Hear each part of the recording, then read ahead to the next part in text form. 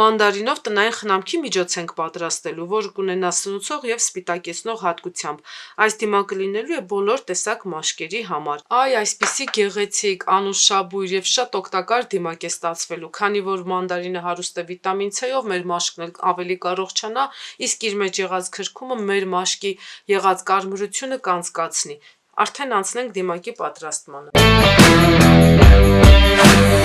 Մեզ այստեղից 2-3 կտոր է հարկավոր, մնացածն էլ տալիս ենք օպերատորին, որ մեզ շատ ավելի լավ նկարի։ Այստեղ տարածքում հաճելի հոտ է տարածվում եւ կարող ենք ասել եթերայուղերի հոտն էլ կա, այնպես որ մեր սպա միջամտությունը տնային պայմաններում կարող ենք համարել սկսած։ Քանի որ այս պտղամիսն մեզ հարկավոր, մի քիչ կառանձնացնենք ու հետո նաեւ կտրորենք պատառաքաղով։ Մեզ ընդհանուր առմամբ 2 ճաշի գթալի չափ է հարկավոր, եթե մեջ չկլինեն կորիզներ, դրանցից եք առանձնացնելու եւ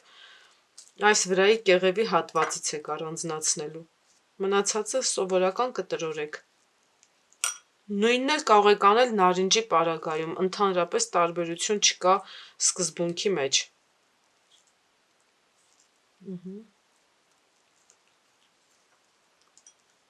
Դե կարող է շատ հարթ չլինել, ես չեմ ասում, որ սա պարտադիր է շատ հարթ լինի, իհարկե, թե շատ տանջվեք կարող եք նաև շատ հարթ անել, բայց որ ասեմ այդպիսի մեծ տարբերություն չկա։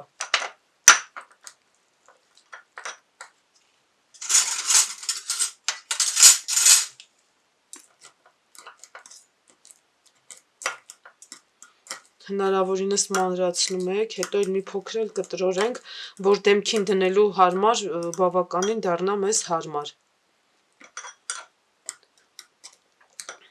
Մանդարինը բացի C վիտամինից իր մեջ նաև մեծ քանակությամբ մրգաթթուներ է պարունակում, որոնք էլ հենց կնպաստեն, որ մաշկը թեթև, շատ թեթև շերտազատվի,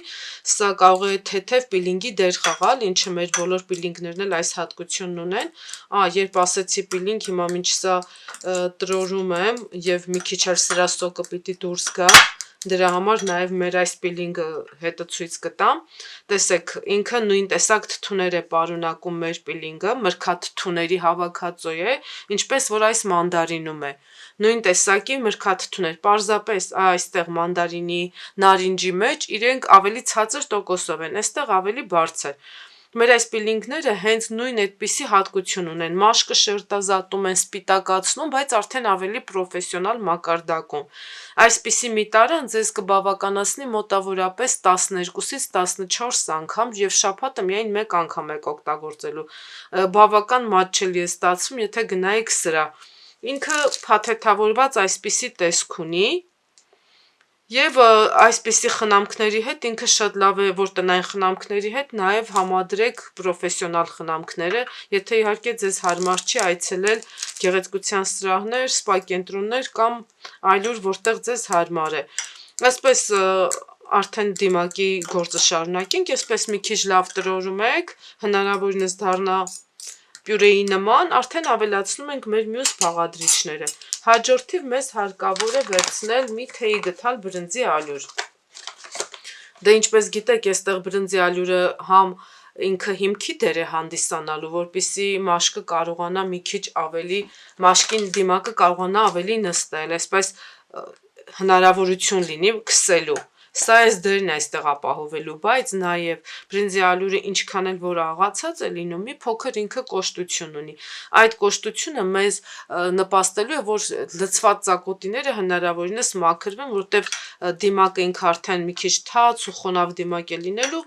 դա կնպաստի այդ հատկությանը։ Նաև դե սպիտակացնող հատկություն ունի, որովհետև նաև իր մեջ օսլա կա։ Մի փոքր այսպես եթե թանձր է լինում, դրանից հարկավոր չի վախենալ, որովհետև գիտենք, որ հիմա մանդարինի մեջից դեռ էլի հեղուկ է դուրս գալու, այսպես ավելի լավ է ստացվում, որ մաշկին քսելու մեր հնարավորությունը չկորցնենք։ Հաջորդիվ ավելացնելու ենք զեյթունի յուղ։ Զեյթունի յուղը հարուստ է օմեգա թթուներով, դրանք ոչ թե այդ թթուները դուք ավելացնում եք, այլ պարզապես զեյթունի յուղի մեջ եղած այդ հատկություններն է։ Այս դիմակում զեյթունի յուղը նրա համար է լավ, որովհետև կա թթու, բայց մեր դիմակը նախատեսված է, որպեսզի լինի սնուցող, սպիտակեցնող, բայց բոլոր տեսակ մաշկերի համար, այսինքն այստեղ կլինեն մաշկեր, որոնք ունեն ալերգիա կամ զգայուն են կամ ավելի կարմիր են, կամ էլ այդպես կարմիր մազանոթներ կան մաշկին, հենց դրա համար զեյթունի յուղը ավելի դիմակը փափուկ է դարձնում, միևնույն ժամանակ նաև ավելի սնուցող, այնպես որ եթե դուք չունեք մանդարինից ալերգիա, այս մյուս նյութերից կարծում եմ, որ դժվար է ունենաք, կարող եք արդեն հանգիստ քսել, որտեղ շատ մարդիկ կան, ովքեր վիտամին C-ից ունեն ալերգիա, այդ խնդրի վրա անպայման ուշադրություն դարձրեք։ Դե եթե ունեք, բնականաբար այս դիմակը չեք կարող, որովհետև այստեղ նյութերը այդքան է շատ չեն եւ դրանք եթե հերթով փոխարինեն կամ բացառենք, էլ դիմակի տակ ոչինչ չի մնա։ Դուք շատ այստեղ, ինչպես արդեն ամենասկզբում եմ ասել, կարողանաք մանդարինը փոխարինել նարինջով։ Ամենաշատը այդքան փոխարինում կկարողանաք անել։ Եվ մի թեյի գթալ ավելացնում եք ցանկացած տեսակի յոգուրտ կամ մածուն, որը ձեր ձեռքի տակ ունեք։ Այս մի բաղադրիչն եք արդեն ավելացնում, խառնում, այստեղ կրկին կա սպիտակացնող էֆեկտի հատկություն։ Եվ մի գլխավոր բաղադրիչ, որը անպայման զգուշությամբ ենք ավելացնում, այստեղ դուք ավել քանակով իրեն չեք կարող ավելացնել, որովհետև կարող է ձեր մաշկը ներկել, իսկ չափավոր քանակությամբ քրքումը շատ լավ ազդեցություն կթողնի այդ մազանոթների աստղիկները, ծակոտիները, դրանք չի թողնի, որ ավելի ընդգծվեն այդ կարմիր մազանոթների հետ եմ դեմքի մաշկին, որ առկա են լինում, այս դիմակից հետո իրենք ավելի մեղմ են լինելու, ավելի սնուցված եւ եթե ձեզ թվում է միայն ձմռանը կամ ամռանն է կարևոր մաշկը պաշտպանել, այդպես չի, բոլոր տեսակի եղանակներին էլ մաշկը բնության այդ ագրեսիվ ազդեցությանն է ենթարկվում եւ անպայման խնամք է պահանջում, դրա համար կլինի ցուրտ եղանակ, թե կլինի տաք եղանակ, ամռանը չորությունից ենք պաշտպանում, ձմեռը սառնությունից ենք պաշտպանում, ավել խոնավությունից ենք պաշտպանում։ Հիմա դրա համար մեզ այսպես կես թեյի գթալի չափ է հարկավոր, այստեղ ինչքան էլ սա լավ նյութ լինի, չենք կարող ավել լցնել, որովհետև սենց ամբողջությամբ կդեղնենք։ Դրա համար այս քանակը մեզ լրիվ բավական է։ Խառնում ենք մեր դիմակը ու ինքը արդեն պատրաստ է օգտագործման։